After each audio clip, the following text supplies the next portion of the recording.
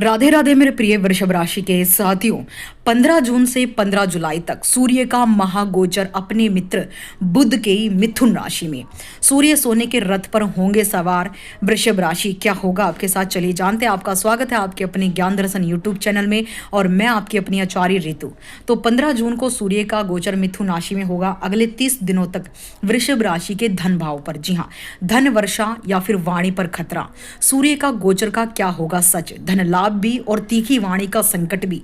क्या होने वाला है आपके जीवन में, बहुत ही सरल शब्दों में कम समय में मैं आपको समझाऊंगी कि अगले 30 दिनों तक सूर्य का महागोचर आपके लिए धन भाव में कौन से परिणाम देने वाला है। तो ध्यान से वीडियो को सुनिएगा। अगर आप अपनी कुंडली के माध्यम से समस्या जानना चाहते हैं, समस्याओं को दूर करना चाहते हैं, तो व्हाट्सएप पर अपनी परेशानी हमें मैसेज में लिखकर भेजें।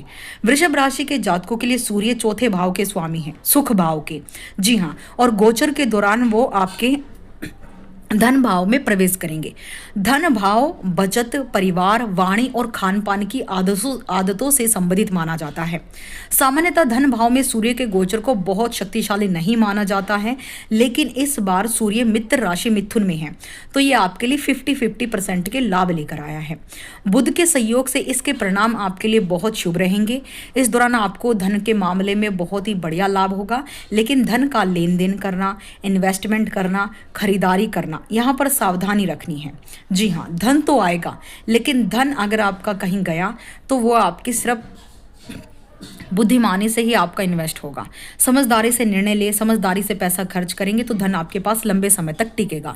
अचानक खर्चे बढ़ सकते हैं, लेकिन इनमें से कई खर्चे आवश्यक होंगे या उपयोगी हो सकते हैं, जैसे कि घर परिवार, आवश्यक जरूरतों से संबंधित खर्चे।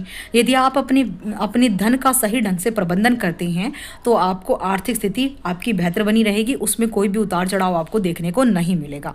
आपको अपने खान पान की आदतों के प्रति विशेष रूप से सतर्क रहना है, क्योंकि सेकंड हाउस आपके खान पान का भी होता है, आपकी आदतों का। इस दौरान आपको डिहाइड्रेशन का ख्याल रखना है, मसालेदार, तेलिए या फिर बाहर का खाने पीने से बचना होगा। यदि इसे नियंत्रित नहीं किया गया तो इसमें पाचन, पेट, एसिडिटी से संबंधित समस्याएं हो सकती हैं।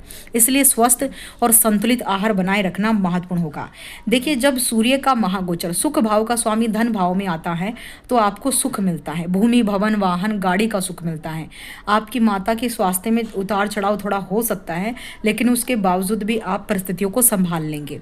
यानी अब आपको धन लाभ होगा, और वो धन खर्च कहाँ होगा? अपना घर खरीदने में, घर बनाने में, सुख साधनों को खरीदने में, गाड़ी बंगला खरीदने में, इस तरह की चीज़ों पर खर्च होने वाला है। आंखों के स्वास्थ्य के लिहाज से चीज़ें आमतौर पर सामान्य रहेंगी, लेकिन आपको मोबाइल के अत्यधिक उपयोग, स्क्रीन टाइम और तेज धूप के संपर्क में आने से सावधान रहना चाहिए, क्योंकि इस दौरान आंखों से संबंधित मामूली समस्याएं होने की संभावना हो सकती हैं। परिवार के साथ समय बिताने से आपका भावनात्मक संतुलन बना रहेगा। अपनी वाणी पर नियंत्रण रखना भी महत्वपूर्ण होगा, क्योंकि कभी कभी आपके शब्दों को गलत समझा जा सकता है। क्योंकि देखिए, धन भाव आपका वाणी का भी घर होता है, सूर्य राजा है, तो आपकी वाणी में राजसी ठाठ आ सकते हैं, घमंड, ईगो आ सकता है, अहंकार आ सकता है। अत्यधिक धन कमाने से आपके अंदर अहंकार भर सकता है, तो आपको इन चीज़ों से बचना है। सामने वाले की भावनाओं का ख्याल रखें, सम्मान का ख्याल रखें।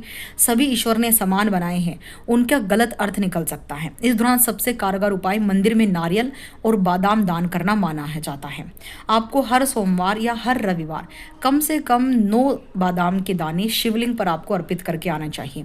ऐसा माना जाता है कि यह उपाय आर्थिक स्थिरता, अपार धन वृद्धि, मानसिक शांति, परिवार में सकारात्मक ऊर्जा को बनाए रखने में बहुत ही सहायक होता है।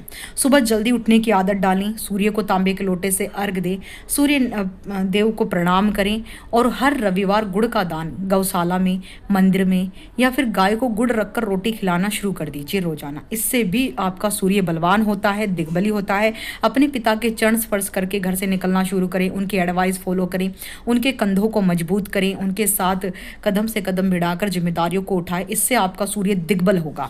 समाज में आपकी चारों तरफ विजय पताका, मान सम्मान की पताका लहराएगी। अगर आप मेरी बात से सहमत तो कमेंट सेक्शन में फीडबैक जरूर दीजिएगा। साथियों, अगर आप अपनी कुंडली के माध्यम से अपनी समस्याओं का निवारण चाहते हैं तो मुझसे सीधा बात करें, व्हाट्सएप पर मैसेज करें, समस्या लिखें और बात करें। जय माता।